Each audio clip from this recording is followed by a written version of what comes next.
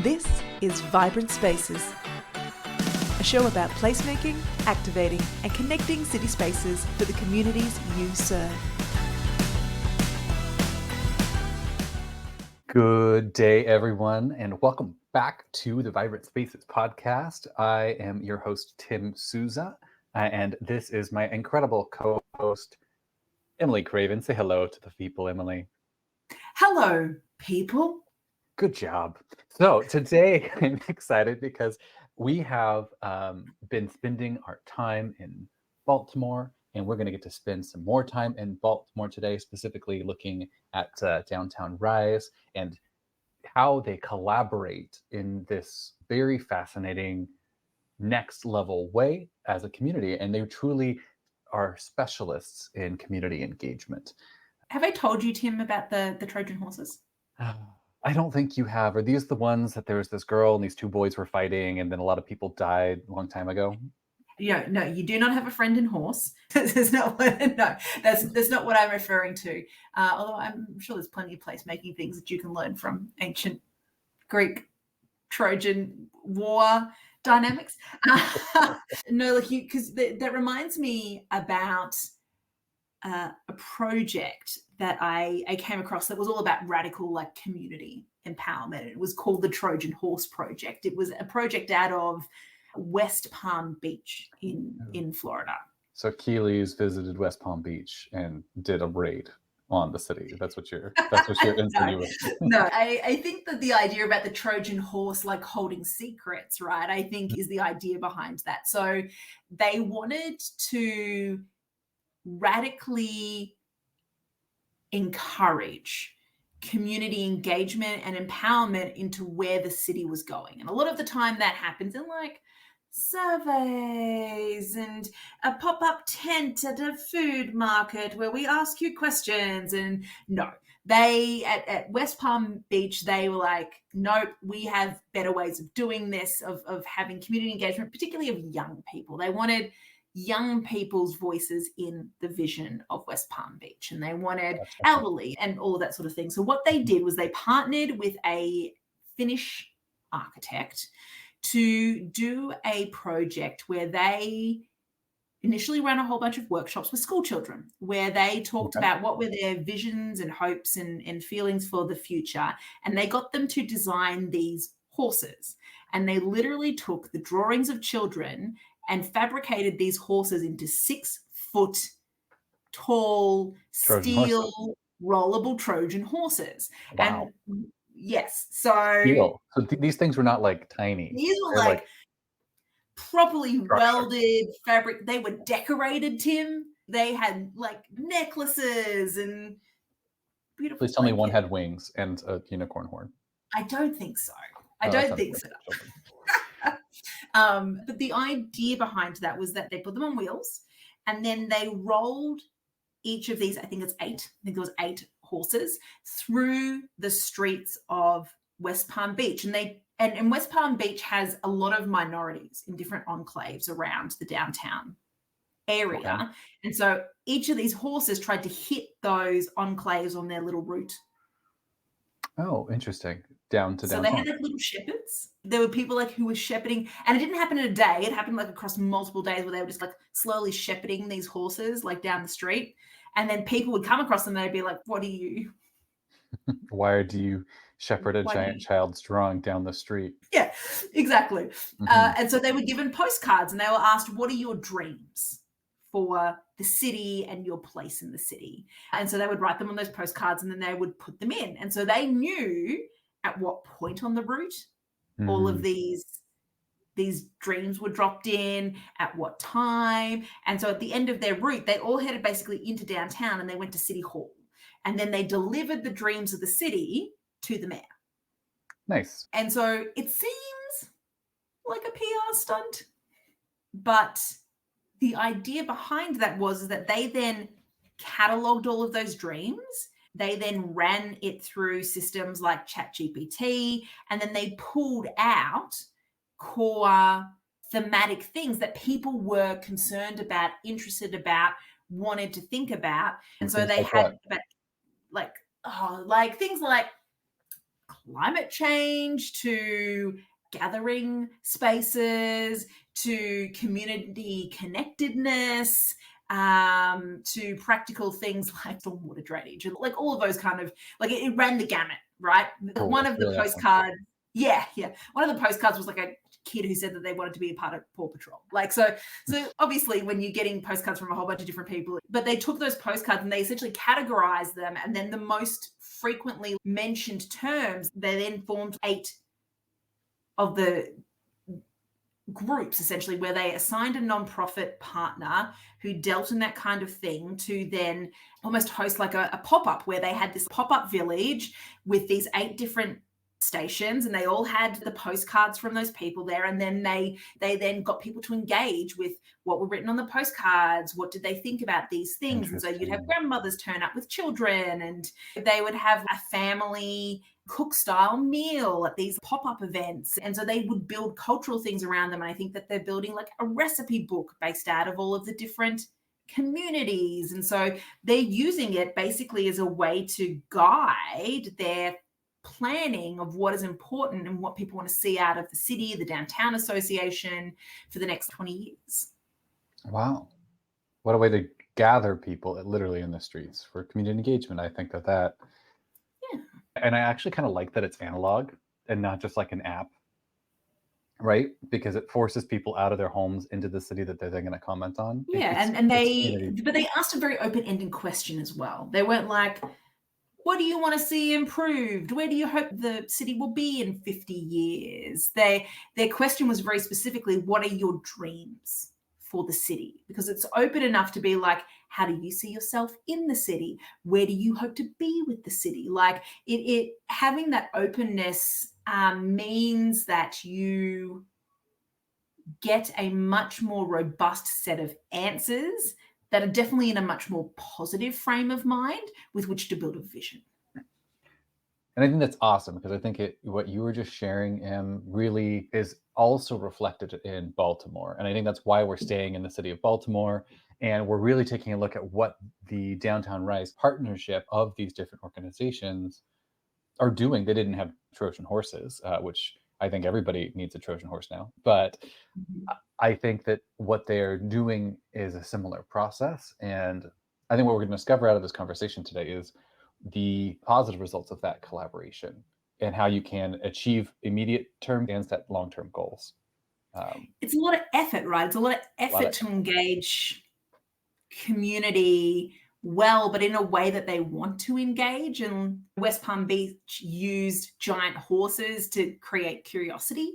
And I think that something that Baltimore does well is it understands that people want to have a voice and that they have to listen to it. And so I think that however you get the curiosity, whether it is being that listening ear in an environment where there were no listening ears, or having to use something like a Trojan horse to get people to engage at different age groups, I think that's what excites me about the conversation with Baltimore today, is seeing how another city does that extreme community engagement.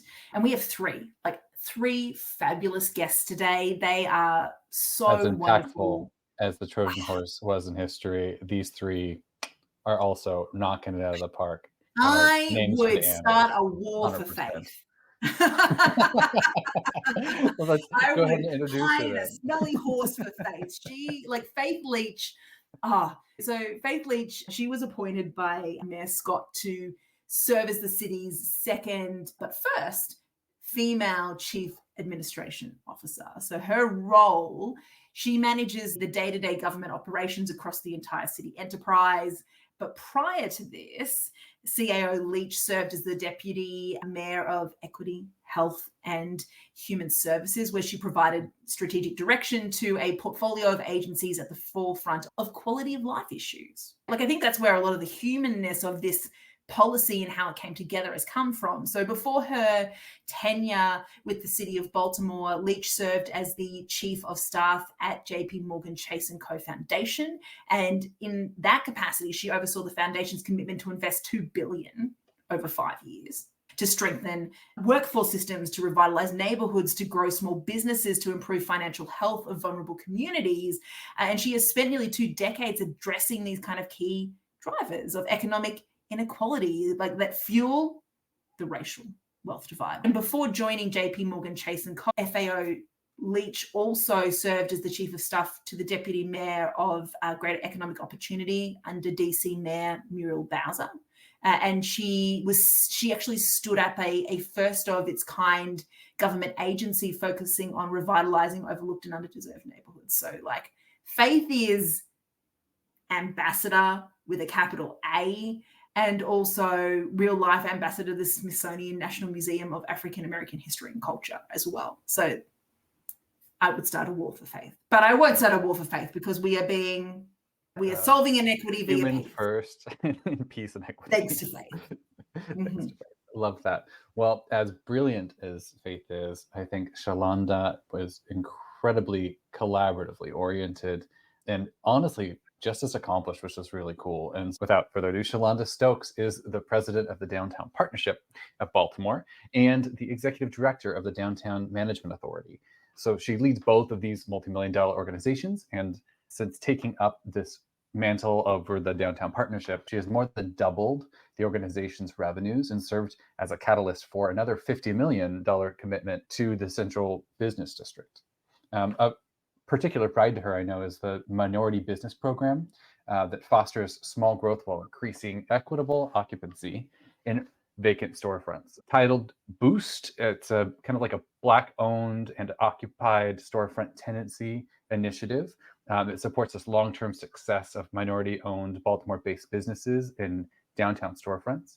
And prior to her role at the Downtown Partnership, Shalonda actually spent 20 years as president and CEO of Grebo. It's like a full-service marketing and entertainment agency that included clients like State Farm and Hewlett-Packard, Under Armour, the Smithsonian, and Coca-Cola.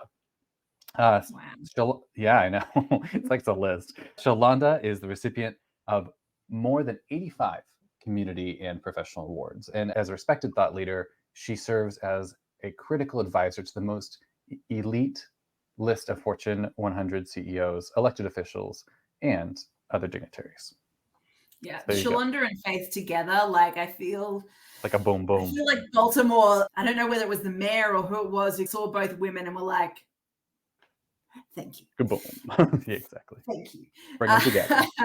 And that matches, I think, and maybe sometimes that's where the magic comes from, is like the right people at the right time, the right place. And I think that Cassie, who is our third guest today, is also one of those right people at the right time. She's a Baltimore native. She serves as the VP of Just Economy. And so she leads a variety of change management and stakeholder engagement initiatives with a very special focus on operationalization and implementation, which you will see in this interview. Like, this team is so focused on implementation, it is crazy. They're going to do such great things over the next 18 months.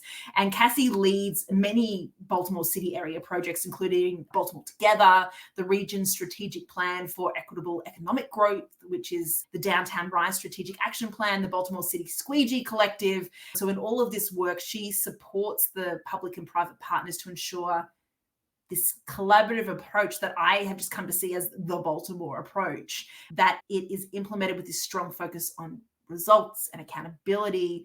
She's Maryland educated with a BA from St. Mary's College, Maryland, and an executive MBA from the Salinger School at Loyola University of Maryland. These three women together, dynamite. We're so excited for you to hear the interview. Please enjoy. Thank you so much for joining us, the Downtown Rise Strategy team. Hello. Hello there. It is an absolute delight and a pleasure to have all of you here.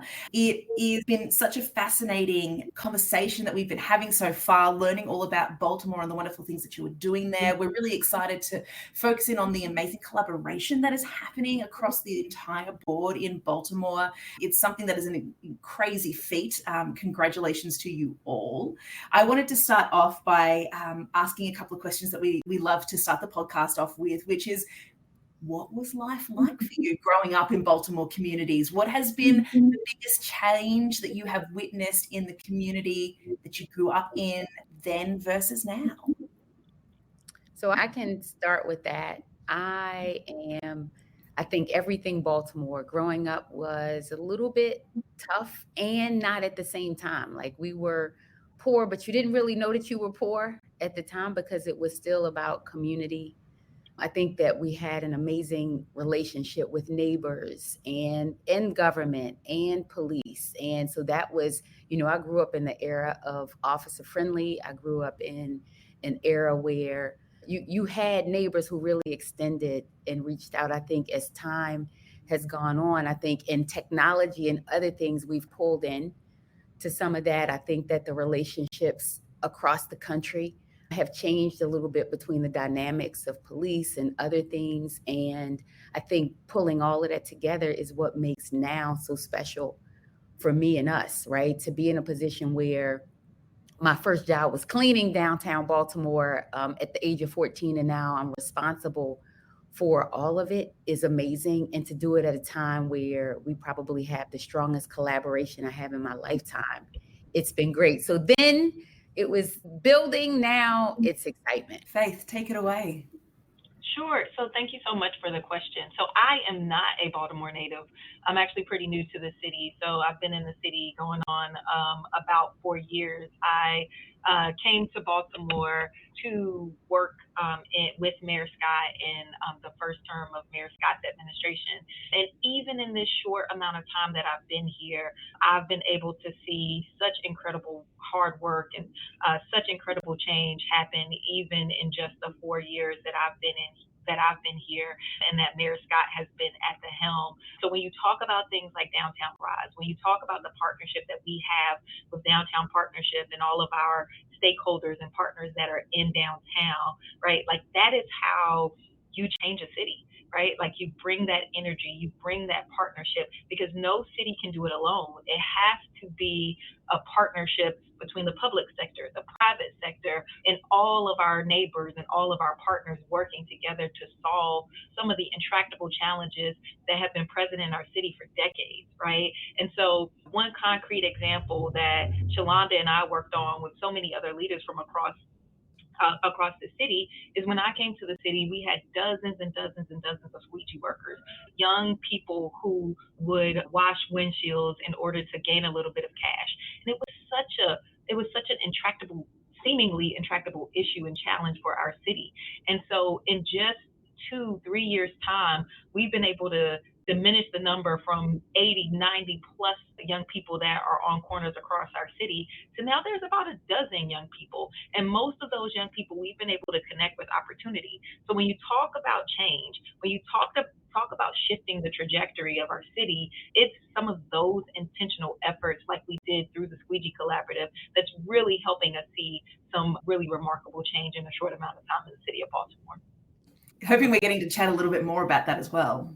If I could add to some of what Faith is talking about, because although she's not from here, when you're from here, we align ourselves with our high schools in Baltimore.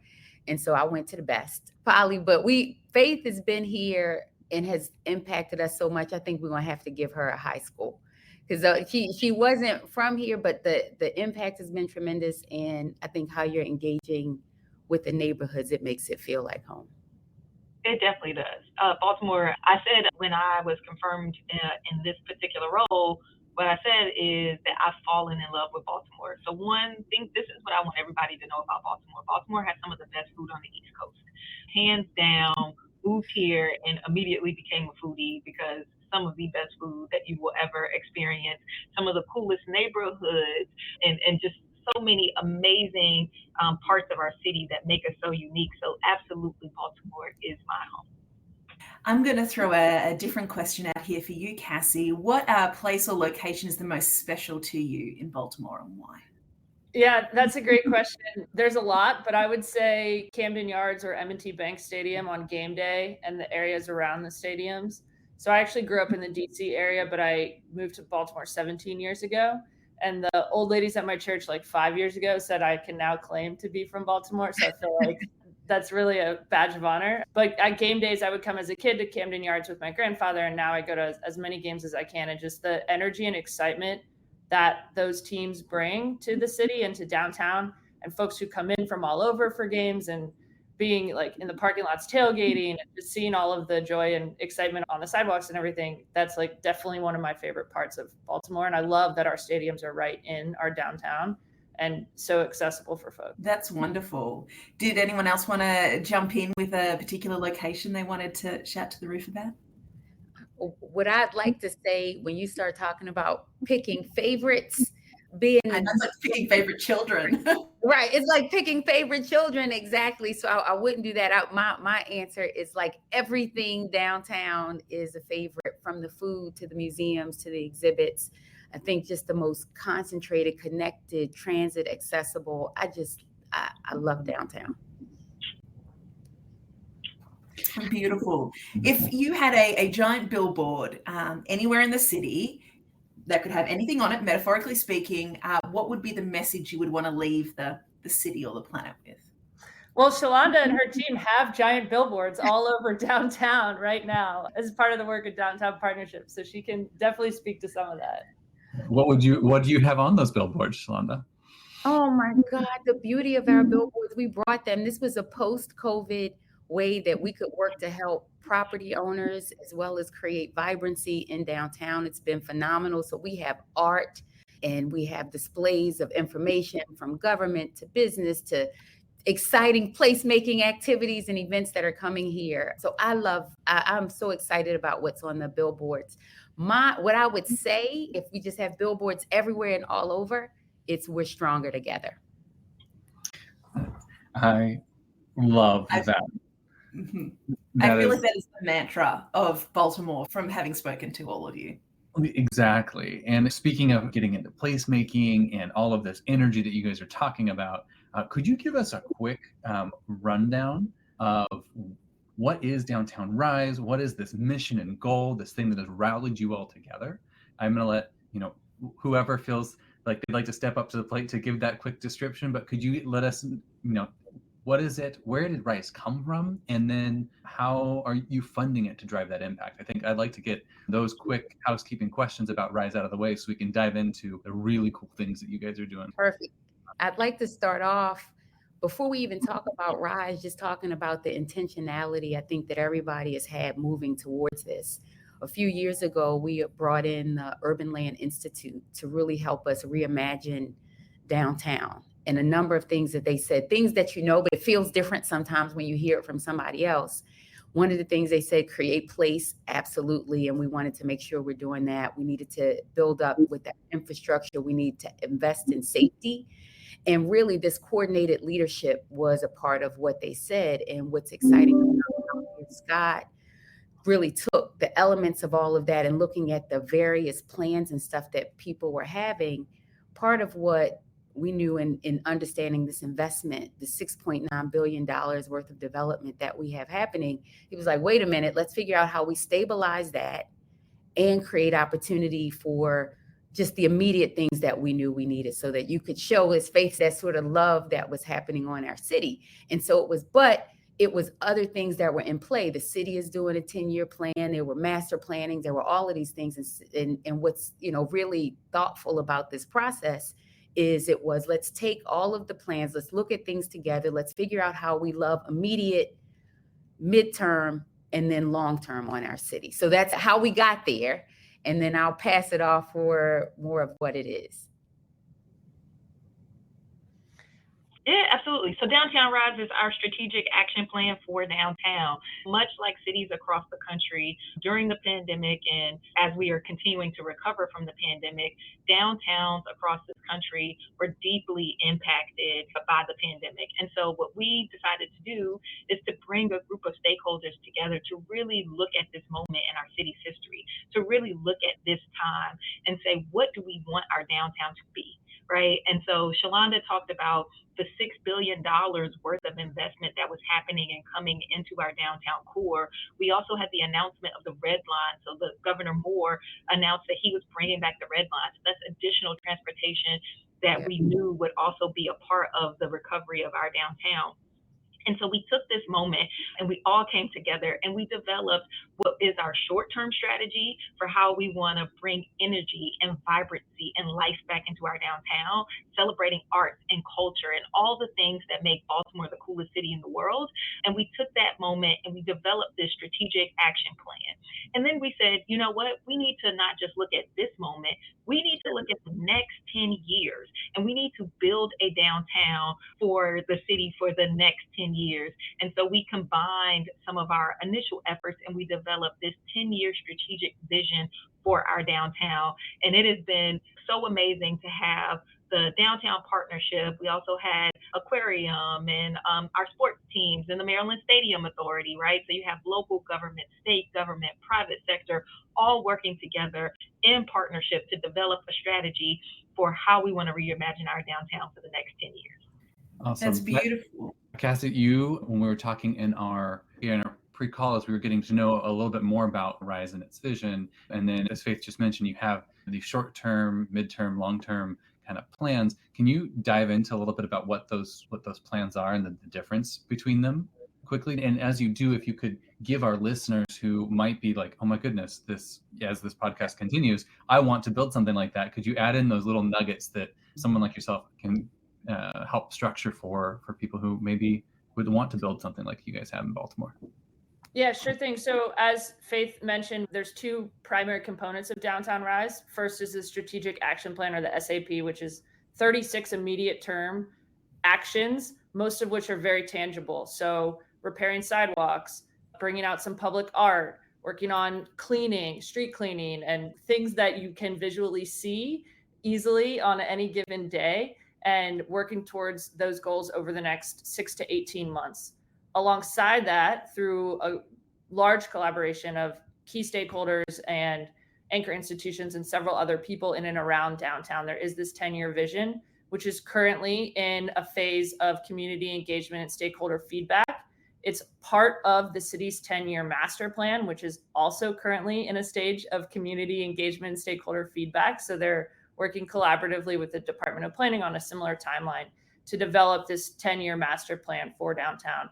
And that vision is really about making downtown Baltimore the most amazing neighborhood in the most amazing city on the East Coast, including increasing walkability. And as Faith spoke about, bringing the Red Line and more transit options, making all of it connected. So you could go to a game at M&T Bank Stadium, you can go to a show at CFG Bank Arena, you could take your family over to the aquarium, and there's easy and safe ways to walk between those places. There's places to stop and get something to eat. There's local businesses selling their amazing things that they sell that are all in downtown, and folks can experience that whether they live in downtown, which we hope many people will continue to want to live in downtown, or they're coming in just for the day from somewhere else in Baltimore, or they're coming in to visit Baltimore for a period of time. That 10-year vision is really about building that walkable, connected, accessible, vibrant downtown for decades to come. But we got to do the little stuff first too. And it's not, the little stuff is big stuff, right? Like having good streetscaping and safe sidewalks and all of that is very important. And we don't want to wait the 10 years for all of this other $6.9 billion of investment. We got to be doing some things now. And I think that the thing that really fascinated me about our previous conversations is that, as you guys said, cities across the US are doing strategic plans at the moment. And so what makes Baltimore special? And I think that the thing that I would really love to hear you talk more about right now, and that you mentioned a little bit in our pre-calls, was that Baltimore does collaboration really well. And when you looked at what are those short-term and medium-term goals, you brought a lot of, and I mean a lot of stakeholders to the table. You brought not only a lot of stakeholders to the table, you brought them frequently to the table, and you looked at what were the assets that people had now and how could you uplift those. And I wanted to hear a little bit more about that process, because I think what you did went above and beyond what a lot of consultants and a lot of cities will do, because a lot of it is that vision plan, right? They want the vision, but the actionables tend to leave a little bit to be desired. So I'd love to hear more about that. And I think one of the things that we learned from, and Faith mentioned it early, I think we built our model based on a process we went through with the Squeegee Collaborative. And what you got in that process that people know is having everybody in the room. Although it's a harder process and a longer process, the solutions you come up with are more impactful and they're sustainable. And so throughout the Squeegee Collaborative, you had the presidents of banks, along with people who squeegee, along with the school system, along everybody in the room. And when you have that engagement, right, part of what happens is you get some emotion, you get a lot of things that come out, but what you get is something that everybody says, you know what, I didn't get everything I wanted, but I got something that's winnable. We took that learning and really are looking at how we implement that throughout all of the initiatives that we do. And so it absolutely made sense when you start talking about development and something that's hitting the city in such an impactful way that you want to make sure that people who aren't usually at the table are at the table too, and that government is working very well with private industry and that you're bringing others up along. What's exciting about this process is we're building on things that we know are working together. That's beautiful. A lot of spoke before that the billboards would say we're stronger together. And I was like, wow, the thing I would have said is we belong to each other, which is a quote from I like that same too. vibe. It's the same thing, right? And I think that's what works for us in Baltimore is people care about each other and they're in relationship with one another. And so we wouldn't even consider writing a plan without talking to the hundreds of people who are deeply connected to that work or that thing any given day of the week, because we know each other and there's authentic relationship and passion for the city and for downtown. And so absolutely, sometimes it's messier. And my teammate and I did over 50 one-on-one conversations in addition to all of the stakeholders who were in the room for all the planning meetings. And, you know, organizing and collecting all of that input only makes our plan better in the long run. Yeah. You know, that's really fascinating because I think that we're going to get into talking about how you have an asset-based mindset, and it really sounds like you see each member of the community as an asset that you make sure that you're leveraging and connecting. I think that's really beautiful. Absolutely. And one of the things, building on what Cassie said, that makes it stronger, it's the stakeholders in the room. But I think what I really want to scream from the mountaintops, it's also people who are stakeholders but probably weren't considered previously. So even if you think you don't add voice into that, it matters in our conversations. And I think that's a part of our secret sauce. Can I ask how you are identifying those voices? Because a city like Baltimore has so many voices. So how are you filtering for the ones that you know are going to be the asset and a stakeholder in the conversation of building a vibrant downtown? The beauty of what we're assembling now is it also has a number of nonprofit partners who literally have their pulse on the streets and engaged in such a meaningful way. They are like, it's organizations like We Are Us and the Peace Team and others who, in some cases, they were formerly in many ways of the community, however it wants to be, who are now really looking at how do they help bring a group along. It's that. It's also us making sure that in our messaging and everything, it's about empathy and it's about equity. And I think Mayor Scott has done a really good job of making sure that if all of these components aren't included, then we don't move forward. And that's really helped, I think, us as an organization.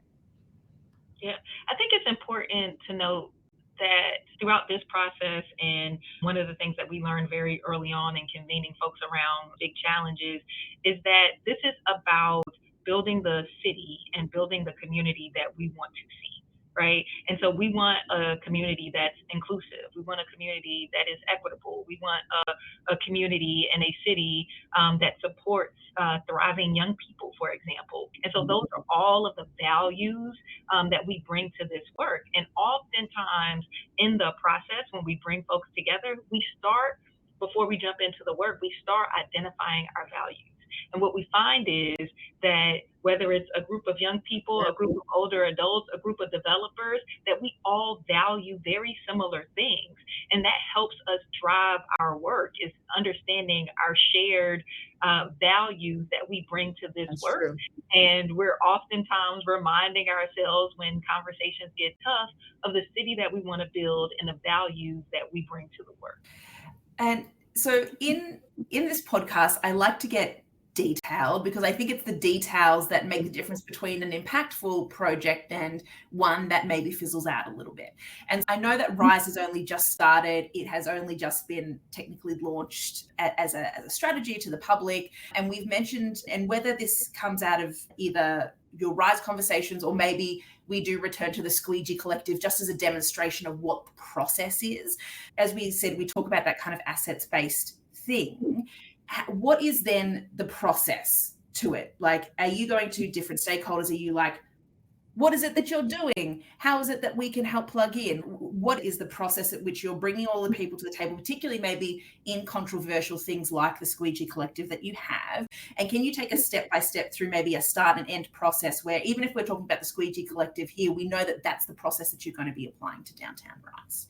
And could you name some of those stakeholders, like by name as you do, so that we can have concrete examples of who those, not like their personal names, but like the Department of Transportation or whatever, so that we can get a full picture of what that is?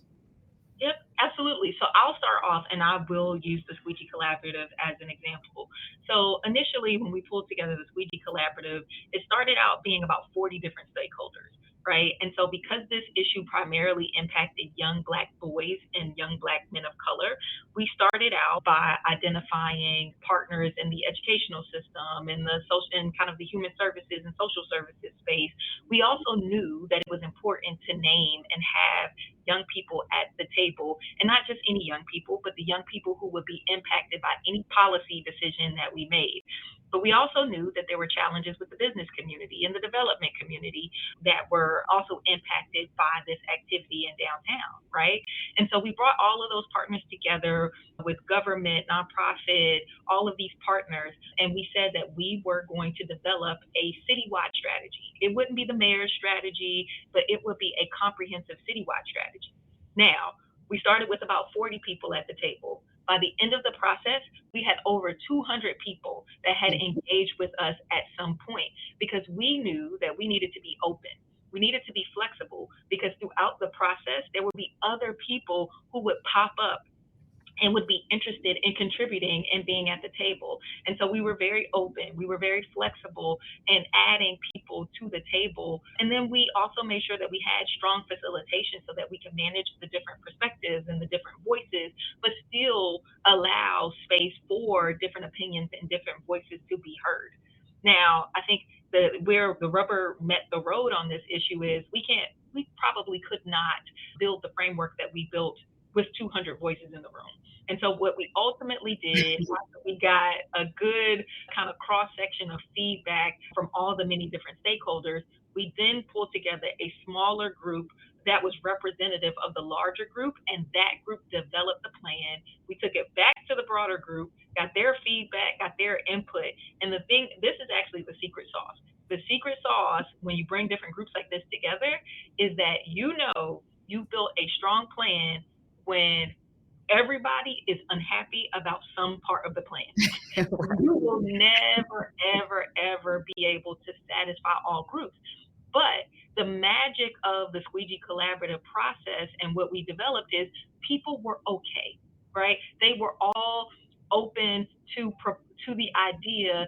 And even though it wasn't 100% of what they thought the strategy should be, they all saw a part of themselves in the strategy. And I think that was the thing that really helped us build a strong foundation. And we've taken that same kind of framework, a similar framework and a similar strategy to Downtown Rise. Now, while we didn't have 200 people in open meetings for Downtown Rise, we still were very thoughtful about bringing together a cross-section of stakeholders to develop the Downtown Rise action plan, as well as the 10-year vision. We knew that this wasn't just going to be the city and downtown partnership at the table, but that we also needed to consider the development community. We also needed to consider the state, the Maryland Stadium Authority. We have these amazing sporting venues. They have to be at the table, right? And so we essentially took these two, the short-term plan and the 10-year vision, and tried to marry them to all be under this broader Downtown Rise umbrella. It's true. And it's funny, as Faith was talking, one of the things I started to think about in the framing between Rise, whether it's the Squeegee Collaborative or any of the other initiatives, most of them that I've been in, Mayor Scott or leadership has really stepped up to say this is important. And they show that, they send a letter, they invite people to the convenings. I think when people see that leadership is bought in and is really looking for a solution, that helps them lean in. And so as Faith talked about, like the first couple of meetings, which is really funny, where you had business and community and others. I remember probably that first meeting where I was sitting at the table, and it was all probably primarily business people at my table. And then it was a table that had some nonprofits who really focus on community and Black and other things. And in the first meeting, they like point to the table where I'm sitting and they're like, they are part of the problem. We're like, whoa, you know, with all of that. But it was that kind of hardness, but we all knew what we were in there for. So as Faith talked about the process, I think it starts with leadership inviting. It's convening everybody who touches it, whether we like each other or not. And then there is a period, as she talked about, where then to really get all of the stuff, after you have all of these voices, you need to get it down on paper from what you're hearing. We do that in a smaller group fashion and then put it back out for comment. I think with Rise, what was really great about the process in this part too, is you had some different things sort of cooking in other areas. As she referenced, the development community, when we talk about that 6.9 billion, themselves are like, okay, we're getting together. What do we need? How do we start to do this? And so they came up with some ideas just as a group. And now when you start to marry that with the city's plan and other things, you get an even more expansive long-term solution. Then just the final phase that I want to add on this is the implementation, right? So all of that is exactly how we get to the plan that we have. And then this group of people help to make sure that we implement it. And how we do that well is by having public accountability. So for example, the Squeegee Collaborative work has been in implementation phase for a little bit over 18 months at this point. And we have a website where data gets updated weekly, where maps and success stories and things are shared on a regular cadence. And so that is publicly available and accessible for folks at any point in time to look. Are we meeting our goals? Where are we falling short? Where are the challenges, et cetera? The same thing with Rise. Like the website is updated and progress tracked and made visible to folks. So there is that collective accountability to make sure that we're doing the work that we set out to do. And if we need to change a goal, we will. Something within the Squeegee Collaborative, obviously there's been over the 18 months of implementation, lots of iterations of how we want to shift and evolve what we're doing, and then get the group back together, align on how we do that, and keep moving forward. Right. If I can add one more thing to that, it's funny because I don't want to say secret sauce because we keep saying it, but it feels so secret in here as we kind of go through all of it. Even on the collaborative, as an example, we meet every Friday. And so to Cassie's point, while we are making sure that there's the public accountability to each other, we're making sure that we take that information and we make adjustments. So when we meet on Friday mornings, and it's we as the police department, the mayor's office, partners, like it is everybody on here on every Friday morning at 8 a.m. And part of what we do is then we use the data that we have to adjust deployments, to adjust strategies for how we're moving, to figure out how we bring in partners who are missing. And so part of what we're doing throughout the implementation is making adjustments based on the data. That's amazing. And I imagine it's a similar thing to Downtown Rise, where you're meeting weekly, you are looking at, for those 36 actions, who is going to be the lead agency, who is going to be the supporting agencies, who are going to be, what are they implementing and in what timeline, I imagine, is those conversations that happen every week.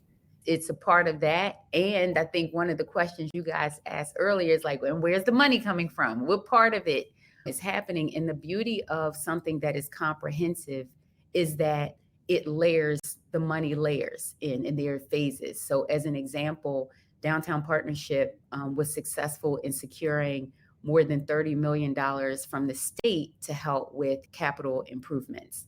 And so what we're able to do with Rise and the timing is projects, make sure there's alignment, but because we have phase one funding for that, then that becomes a part of how we're able to implement some of those. There are, with the city, there are initiatives and projects that they've prioritized that comes out of the city's budget. And because we have the development in other communities, all of that sort of folds into how we are all working together financially and physically to make sure that it's a success. You mentioned communities, and I think that this is to give people scope of what the project that you guys are tackling looks like. Can you give us a little bit of an idea of how big is like that RICE strategy, that downtown strategy, but also, if I remember correctly, you have a lot of different individual neighborhoods that have different community mindsets scattered throughout Baltimore. And I think the beautiful thing from some of our prior conversations has been how you've been cognizantly aware what the impact that these two different groups, both within the target region and those who live outside of it, how they impact each other. Can you speak a little bit to that kind of larger collaboration that you guys approach all of this with? Because I think that's just as important to connect those neighborhoods to downtown as it is to talk about the work that you're doing. And if I might add as well, I think that you guys have a lot of unusual collaborations that happen where you have the Department of Transport working with Parks and Rec or whatever that might be, where they seem unusual. So I would love to hear about those as well. So I'll start with a couple of things. I think that the collaboration piece, and we can say unusual, I don't know, but making sure that the dots are connected really happens throughout this process. One of the things, going to an example of the billboards, just so you know, when we talk about the billboards that we have downtown, part of what we have with those billboards is a negotiation of time and space for community. And so we get 20% of that airtime where we can showcase community projects and initiatives. And we make sure, we call it downtown, uptown, around town, that we're showcasing that information that comes from everybody so that you get to see a piece of our city all of our city throughout Baltimore. Beyond the content, though, I think part of the meaning, and you start to talk about these sort of unusual, we made sure that there was also a revenue share that happens from the billboards. And so we get 5% from the billboard sales, 1% goes to operate the program. And so we keep the billboards active, but the other 4% goes 1% each to the arts and entertainment districts throughout the city.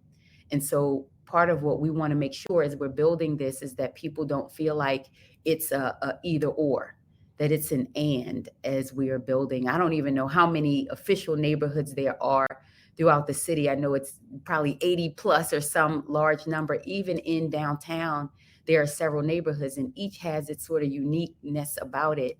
What I love about how we are working through the process is, and you're bringing those neighborhoods to the table in their form. So in downtown, as an example, there's the Bromo Arts and Entertainment District, which is heavily arts-based. That is a district. So making sure on that side that you do things that are thoughtful for them. We also have in the downtown neighborhood, the Inner Harbor and Harbor East and Harbor Point, which for some of those have a higher end feel to them. And so it's how do we make sure we're bringing all of those things together throughout the process? Yeah, I'll just say, so Baltimore lists over 260 individual neighborhoods in the city. Yeah, it's wild. And that in just our city footprint is over 260 individual neighborhoods. And even thinking about what do we mean when we say downtown? So Downtown Partnership has a specific area of 106 blocks of the Downtown Management Authority. But when we look at Downtown Rise, or we look at other downtown related efforts, we're also considering a 1 mile radius area, as well as a 20-minute walk shed from different key anchor institutions. So we're hitting within that. If we're talking about the work of Downtown Rise and the vision for Downtown Rise, you're touching on another, at least a dozen individual neighborhoods that have their own, as Shalonda said, like their own vibe and their own culture. And the arts district on the west side of downtown, and then some more business district in the core of downtown, and some neighborhoods on the like periphery that are more residential, thinking about what all those folks' specific engagement with downtown looks like. So how do people arrive downtown? Are they walking? Are they busing? Are they driving? Are they using a scooter? What are they kayaking? Like, what is that? What does that look like?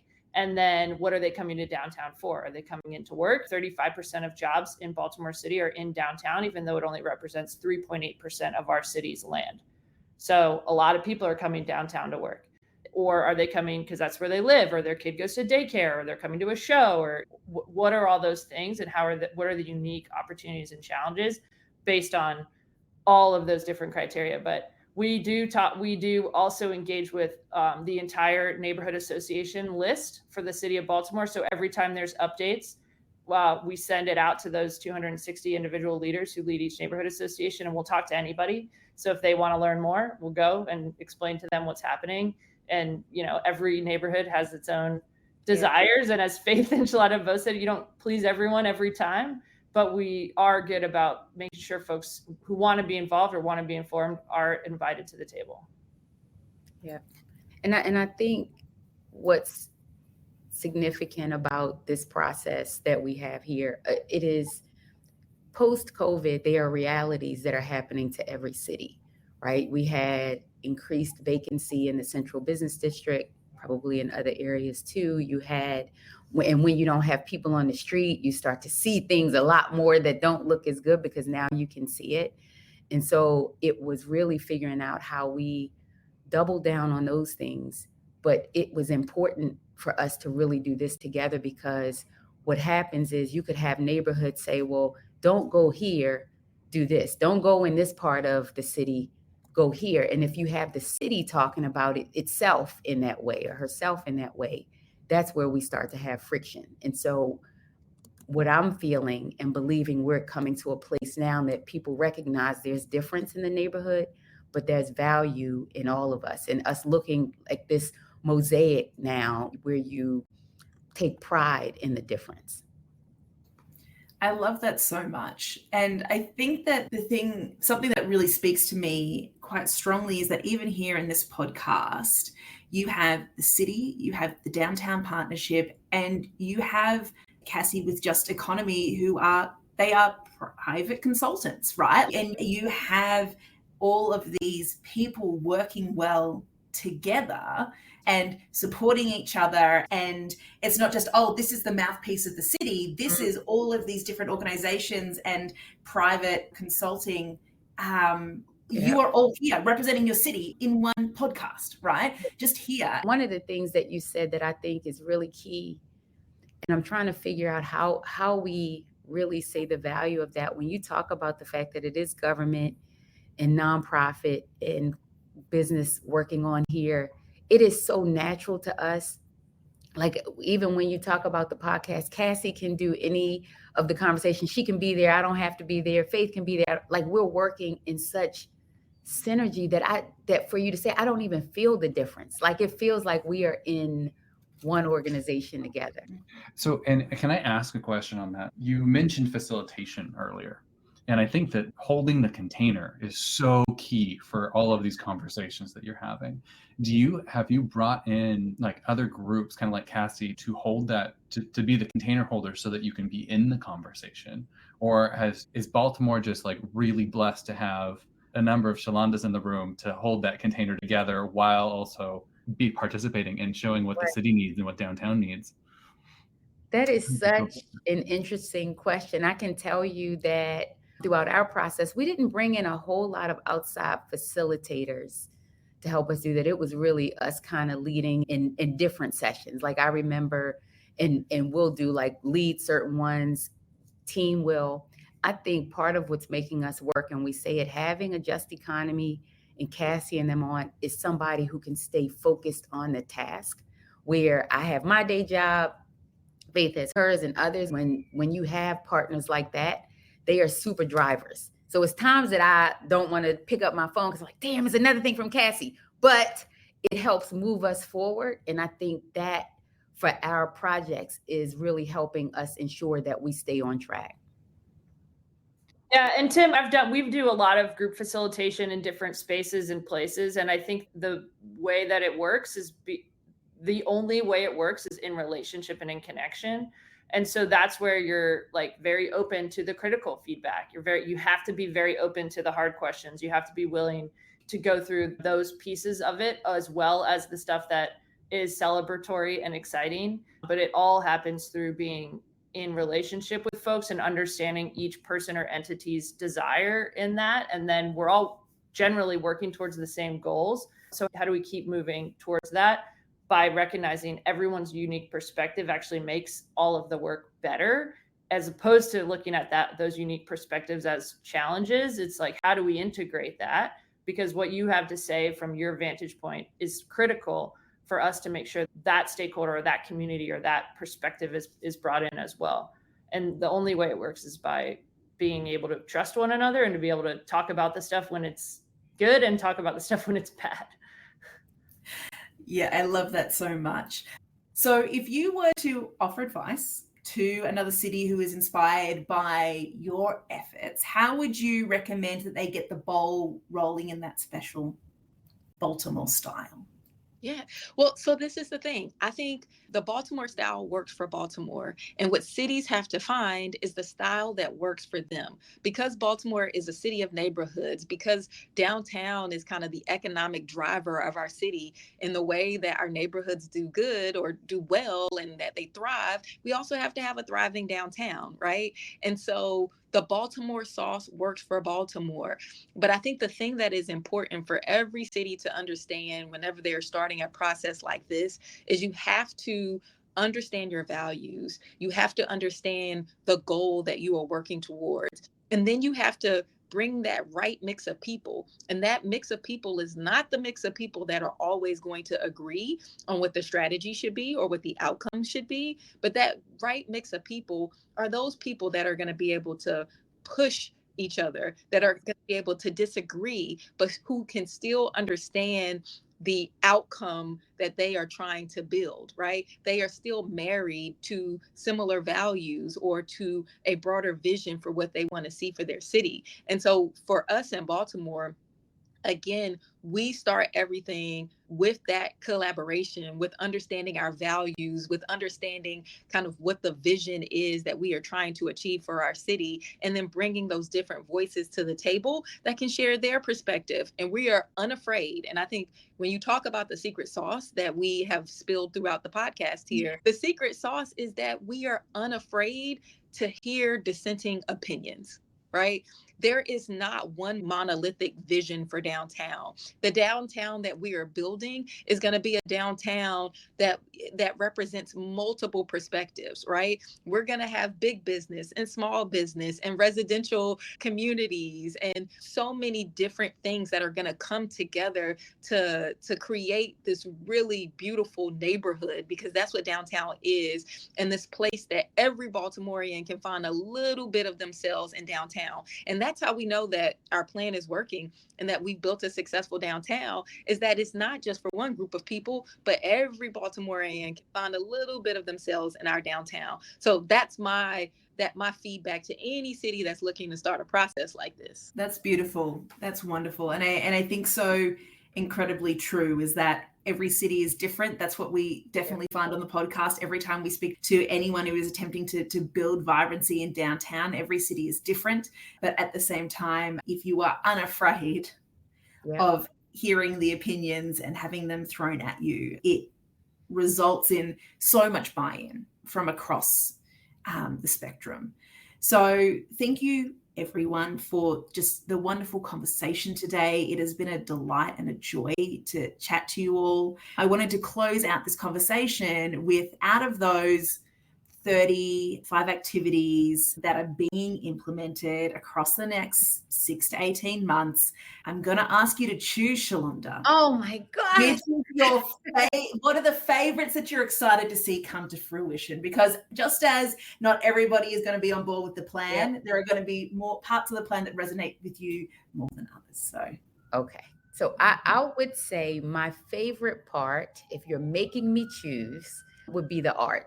And I think it's murals in the alleys and it's murals downtown. I think that art is a reflection of who we are at varying levels, and that's going to be a showcase of our city. Cassie, putting you on the spot there. It's so hard. We spoke about this a lot, and inclusive in the RISE strategic action plan is to continue the work of the Squeegee Collaborative. And why that is so important for me and just a personal draw towards is because how we've approached that is not about the problem of squeegeeing, but rather about the problem of poverty and specifically young Black boys and men without access to opportunity.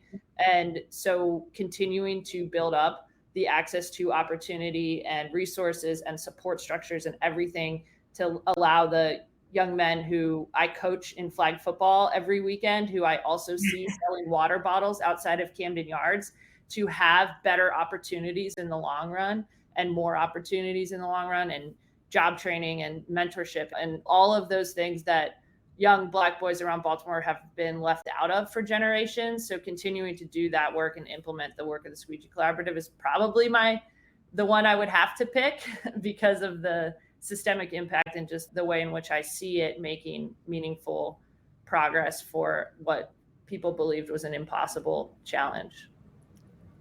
Faith. Yes. So mine is going to be a thing that we call downtown stat. And the cool thing about downtown stat, and this stats are a model that we built in Baltimore several decades ago, and it's a management tool. But with downtown stat, we're going to bring all of the city agencies from DOT, our transportation department, to our public works department, to downtown partnership. Everybody's going to come into a room. We're going to develop this inventory of things that need to be fixed in downtown. And we are going to do the work, right? The hard work of repainting crosswalks and repairing broken sidewalks and doing kind of that core work that keeps our downtown running. And that makes me excited. And it makes me excited for one reason, because it will show the immediate impact of downtown rise, right? People will be able to say, hey, this crosswalk was missing before, or it was faded and now it's repainted, or this sidewalk was broken and it's been fixed, or now we have a pedestrian countdown to cross the street. And so it's those little things that make a huge impact when we have visitors and our residents that are really trying to explore and visit our downtown. So I'm excited about downtown state. Beautiful. Well, friends, thank you kindly, and thank you so much for joining us on the podcast today. It has been a delight and a pleasure. I'm looking forward to checking in 3 years, 5 years to see how it has gone and where you find yourself now. With these guys, it'll be another 10 months. You know, Right. I don't I was think going to I don't say even that. have to wait 5 years. Just be Right. reconnecting with them in a few days, and the whole city will be different. I love it. I think I'm going to close just on the impact. You guys have been able to do this in under 2 years, right? All of this effort, all of this collaboration. I want to just celebrate you as we close out here and be like, good job, because in the length of cities, that is super freaking speedy. Most cities take decades to do what you guys have done in only a couple of years. Great job. And again, I can't wait to check in like 10 months and see what's new in Baltimore. Come visit anytime. We'd love to have you. I'm looking forward to it. Thank you, everyone. Thank you. Thank you.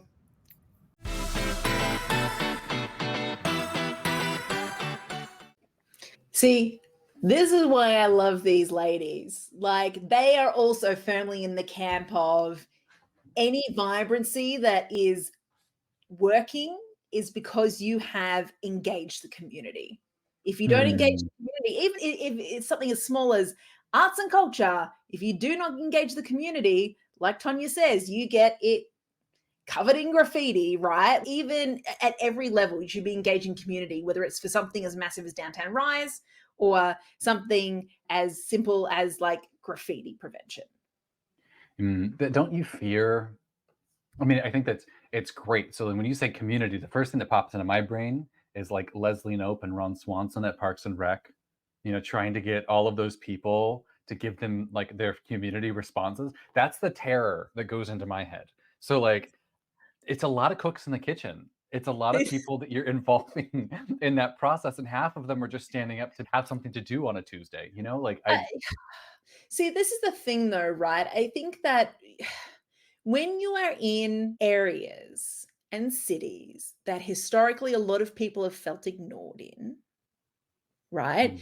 You need to make sure that you're listening to people, even the people who turn up to harass the Leslie Nopes of the world. People have to feel like they are heard, and that, as Shalonda said, you do, and Faye said, you do not have to integrate them. That is the path to crazy town. They acknowledge that, but you do need to listen to them. And you pull the things out that matter. And I think that what impresses me is that this is just not a case of people just talking the talk, right? They went out and they measured the work that was already being done, and they incorporated that work into their plans to create like greater synergies and impact between the efforts of the groups in the city. They took Melissa and Jared out of Kansas City, and making sure that we don't have 3 departments that are all trying to do the same thing and wasting a bunch of budget money on it, right? They are going in and they are being like, what are we already doing? We don't need to repeat somebody else's money because we got a bunch of money from the government. And we think we can do it better. No, like they involved the whole community and said, what are our assets? What's already being done? How could that be made better, bigger? Take budgets from other places to make it better, bigger, support people more. I think that is what really impresses me about this downtown rise. And I think that you really have, it's when you compare it to Kansas City, you're comparing it to a top down versus a bottom up mentality. And I think that you hit the nail on the head when it comes to marginalization and the city of Baltimore and the intertwined history there. And I think that to heal and grow a city like Baltimore, you need to have a bottom up approach and a strategy, because there is so many disparate communities with disparate histories that need to be kind of like a basket woven together to be stronger before they can have as they move towards a singular purpose, rather. There's a value there. So each city is getting to a similar approach in that, they don't want to replicate what other people are doing. And as you say, Kansas City's going top down. But I think that you're right in that anyone who's listening to this podcast, you need to take into account the culture of your city, the history of your city. The interesting thing is that a lot of people that we have spoken to who are being really innovative in their cities in this season have accepted that radical collaboration. But I think that Baltimore has done it the largest, right? Like they have really taken it. And as you say, that they probably needed to do that. I think that they took this look, and like when we talk to people who are in leadership in the city, we really think of them as stewards, right? Like these gals that we spoke to today, they are stewards of their community. And I think to be the best stewards of that community, they assessed those assets. They went forward and they're like, what value do we already have present? How can we uplift that and things that are unique to our community to drive that impact? And instead of just building those new initiatives, they came alongside those initiatives that were already happening in the city and established, leveraging those grassroots healing systems that are coming from the community and complementing their efforts rather than being collaborative. And I think what this gives me is that we have different models of what that stewardship looks like. And this stewardship really looks a lot more like, I say basket weaving, but I also think of the term of a shepherd. It's like they're getting everybody going in the same direction and coming. If I had a billboard for them, I reckon their billboard, I know that they gave us a couple, but I think that their billboard should really say, don't fear the mess. Right? They don't fear the mess. Like Cassie could have been yet another consultant strategic planner who came in and they spent a bunch of money on identifying the gaps in the ecosystem or rebranding the whole organization and wasting 50% of the money on branding downtown rise. Like she wasn't one of those consultants who's like, here's a plan, we've used all the money to make it, and someone else has to implement it with no budget, right? That's not what she wants. It's not what any of them want. They understand that's the trap that so many cities fall into, and they want to see change and they want to take action. They don't just want to talk, which I think is an amazing combination of private, public, and nonprofit in a way that I have never seen work as quite harmoniously as I think has been shown here in Baltimore. But I think it works because Cassie is really bridging that private, public, nonprofit space. Like her job is to be that external facilitator and organizer of those different pieces. And I think that coming from the city of Baltimore herself and recognizing its own historically having been its own history of having been marginalized. I mean, they couldn't have done this any other way. There's 236 different communities in the city of Baltimore. So I feel like you needed someone like a Cassie to be that connecting point for everybody and to say keep everybody on track. Someone who's both the stick and the carrot, because she kind of gets to do both.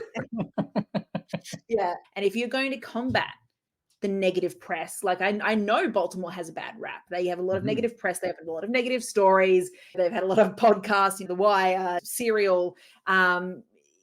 if you're going to combat that negative storytelling where the locals tell themselves that negative story, the visitors tell themselves that negative story, you have to make sure that you listen to all of the stories of the community and then make sure that there are ways for others to hear those stories from the community to be able to combat that very prevalent media narrative, right?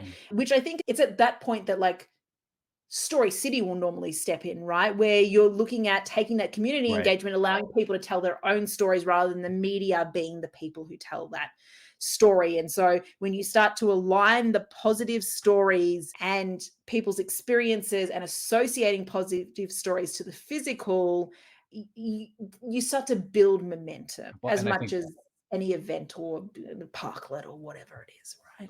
Right. Well, and I think that too, people need to see those events and parklets as well. And it's that momentum giving, it's got to give consistency, right?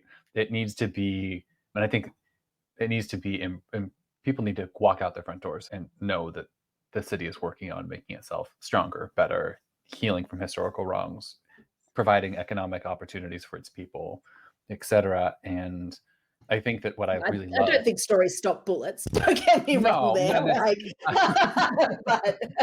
But they might help stop the bullet from being fired. And I think that there's the value to the story piece. But I think what these guys are doing is that in a way they've identified all what can be accomplished within the next 18 months. They're not just living up in this ethereal, they're like knocking off needs on that community list. Yeah, the momentum is built by the consistency. They meet every week for the Screechy Collective. They meet every week for a bunch of the main pillars in downtown Rise. So they're saying what can practically be done? What can practically be done in 18 months? We don't want to wait for this 10-year plan. Like Cassie's working on it. She's doing it, but they don't want to wait for it. So what can be done? You know, Tanya doesn't want to wait for the cultural plan. She wants to do shit now. But, right. And you need both. You both need a guiding principle plan, and that story, right, of that community story that you're building together.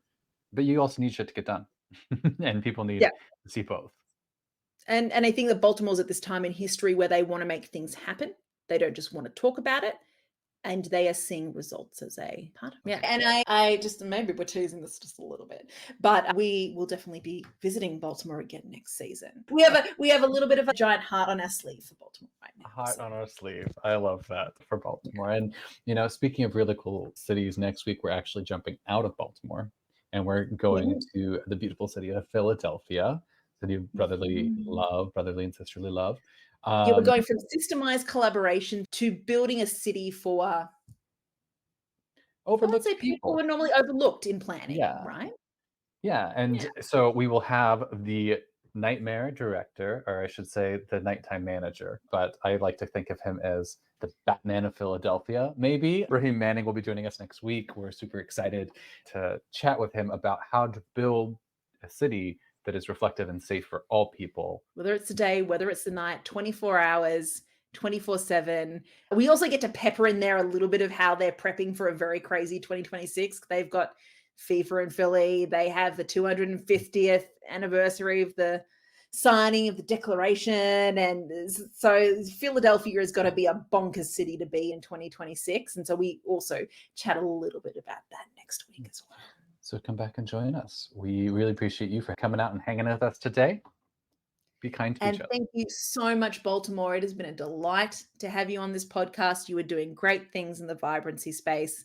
And until next week, we hope you guys find yourself having a wonderful adventure.